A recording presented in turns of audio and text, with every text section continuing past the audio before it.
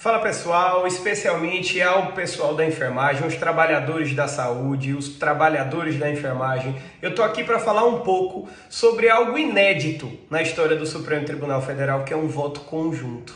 O ministro Luiz Roberto Barroso, ele altera o seu voto, ele modifica o seu voto e vai no sentido do voto do ministro Gilmar Mendes, o que para a enfermagem representa, honestamente, uma catástrofe. Por que uma catástrofe? Eu vou explicar aqui para vocês. Porque, em primeiro lugar, ele passa a estabelecer uma carga horária que a lei não prevê. Então, o Congresso Nacional, que é o legislador, não previu uma carga horária, mas o Supremo Tribunal Federal diz que os valores previstos na lei são valores para a jornada de 8 horas diárias e 44 horas semanais. E para jornadas inferiores, o pagamento pode ser feito de maneira proporcional. Então, primeiro, a meu ver, extrapolação daquilo que estabelece a lei e fuga da missão do Supremo Tribunal Federal de guardião constitucional.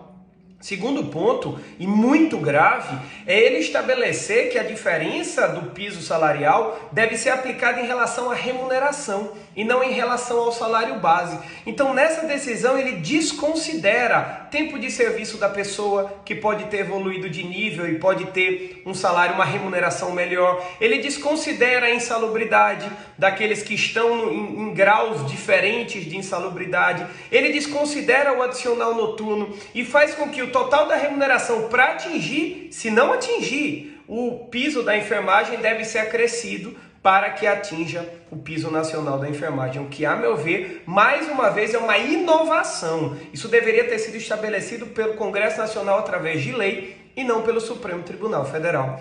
Um terceiro ponto, ele diz que os recursos vindos da União, então ele desobriga, especialmente os municípios, a realizarem o pagamento do piso se não vier exatamente a quantia destinada a essa complementação. Isso eu digo que ele retira a responsabilidade dos municípios, por quê? Porque a portaria ministerial, ela não previu a integralidade do valor, porque os próprios municípios não fizeram um cadastro na RAIS. Então não cadastraram os trabalhadores conforme deveriam e por isso receberam ou iriam receber valores inferiores àqueles que deveriam ser pagos para o piso salarial da enfermagem. Então, mais uma vez, o STF ele acaba legislando. E ele diz que se o valor da União até agora apresentado foi insuficiente, que esse valor excedente ele deve vir das emendas parlamentares. Então, nesse ponto, ele afronta também o Poder Legislativo para que o Poder Legislativo não mais aprove leis de piso. Então, de alguma maneira, intimida o Poder Legislativo a que faça isso.